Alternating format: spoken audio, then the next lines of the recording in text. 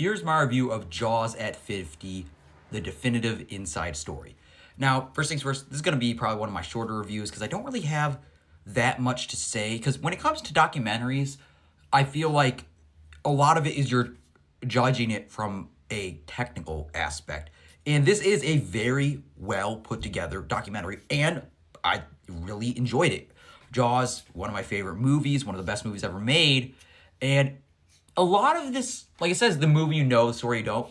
A lot of this I did know. Not a lot, some.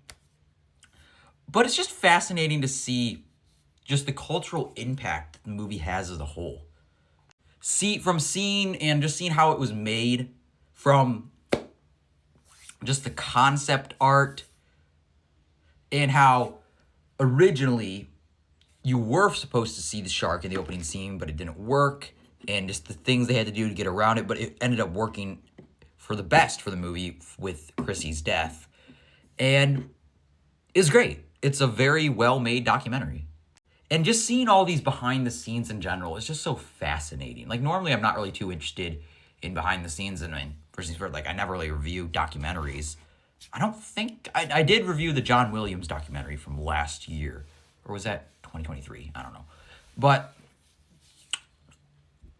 like, just seeing all these behind the scenes from the mechanical shark, it's just so just awe-inspiring, just seeing it, because it's real.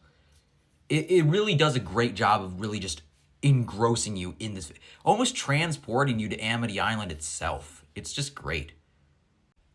And just seeing all these behind the scenes is just fantastic. Hearing a young Steven Spielberg talk about how, like, well, originally it wasn't going to be Steven Spielberg, and eventually he was hired after his breakout movie, Boxcar Bertha, I believe it was.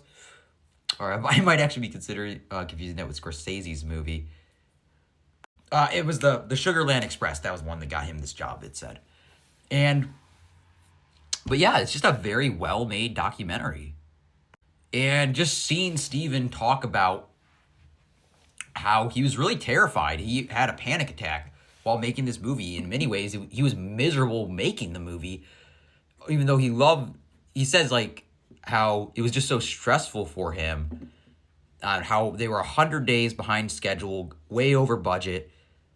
And it's just fascinating, just a really interesting behind-the-scenes look at such an iconic movie.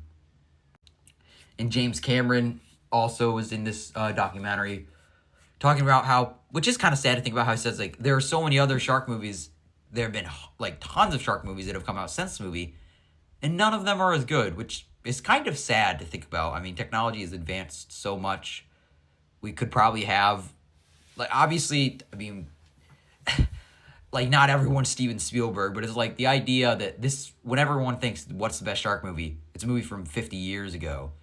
It's sad that, like, there really hasn't been one that's truly had that cultural impact as Jaws.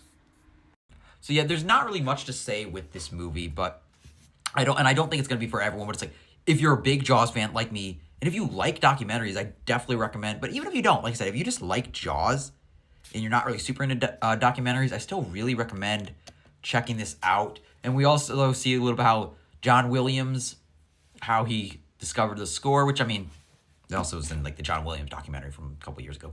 But anyways, if you're just a big fan of Jaws like me, you should definitely check it out. It's really, really good. Beautiful documentary.